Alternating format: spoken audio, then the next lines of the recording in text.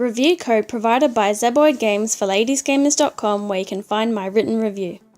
Cosmic Star Heroine is a turn-based RPG developed and published by Zeboid Games. The game was partially funded by Kickstarter in late 2013. It released for the PlayStation 4, PlayStation Vita, and Windows in April 2017. The Nintendo Switch port will arrive on August 14th this year. It will be $17.99 Australian, but there's a pre-order 10% off discount. Alyssa LaSalle is an agent of the API, and after the introductory mission, you are sent to the planet of Romu to stop a terrorist group from collecting something from an abandoned lab. This something turns out to be a highly dangerous and sought-after item. It results in Alyssa and her companions going on a journey to keep it out of the wrong hands. The story isn't anything special, but it's not boring or insulting. It's the kind of game that makes me want to talk to every NPC due to the entertaining dialogue. Even though it's a short game, I still was able to get a sense of the playable characters and their dynamic together. It is a turn-based RPG, but all of the battles take place on the field. I think this is actually quite nice, as you won't get lost and there's no need to load an extra screen.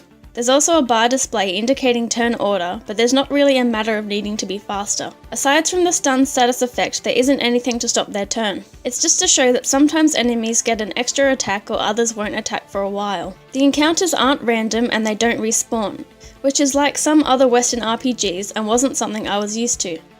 You can explore and go back to places for optional areas and boss fights. Going through the tutorials again, I just learned that you can refight enemies by selecting the battle option in the menu, so grinding is possible. Some optional things are chapter specific and thus missable.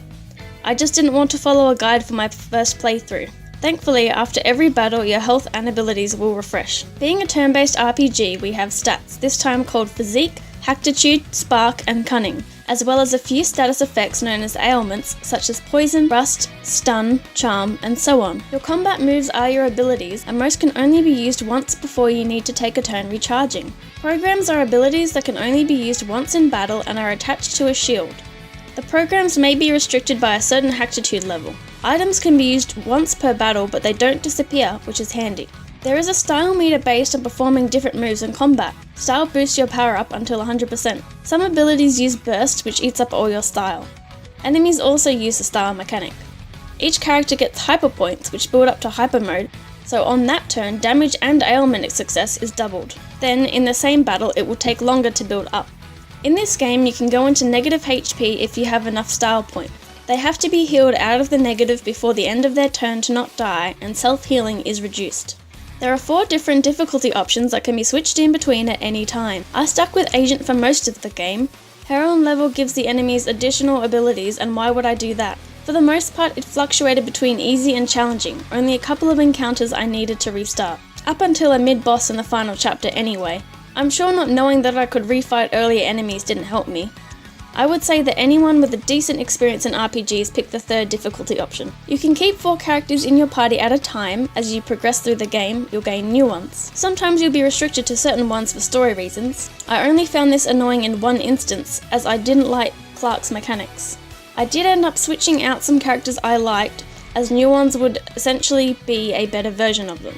After a few chapters, you establish your new base of operations. From then on, you can collect new recruits to your cause. This is either done by saving them, doing them a favour, or having the right person in your party. These recruits can be your support character and give you different buffs, such as a boost in healing or a stat increase. The game is done with pixel art, which is fantastic. The character models aren't anything special given their size, but everything else is. The backgrounds in various locations all look wonderful. The game is also littered with short animated cutscenes in an old style. These are absolutely gorgeous and I love to see most of them. The soundtrack was done by Hyperduck Soundworks. I'm not sure if I'll listen to it for long outside of the game, but it was very good. The tracks suit the game very well. As it's a small indie RPG, there aren't any performance issues and it runs the same in handheld and docked. I've had only one bug playing the game. Twice during my playthrough, when sorting the abilities screen, all the text in it went blank. The first time I just had to exit out of the menu, but the second time I had to close the game to fix it. They've said that the issue has been fixed on Steam, but will need a patch for the Switch.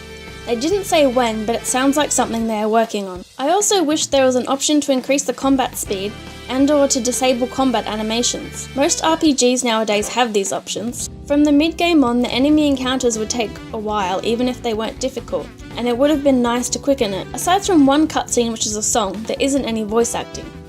For the most part, I felt this was fine and goes with the old school style theme, but the last few boss fights might have benefited from it. Cosmic Star Heroine is an enjoyable RPG with unique combat mechanics, as well as fantastic presentation and humorous descriptions and character dialogue. The only faults being the one bug I encountered only twice and some missing options. It's quite a short game. It took me about 11 hours on Agent difficulty, and I missed a lot of optional stuff. Given that, I think it is priced quite reasonably. I don't usually replay non-simulation or casual type games, but I think I'll give this one another go one day. Anyone looking for a short RPG for their Switch should definitely pick this up.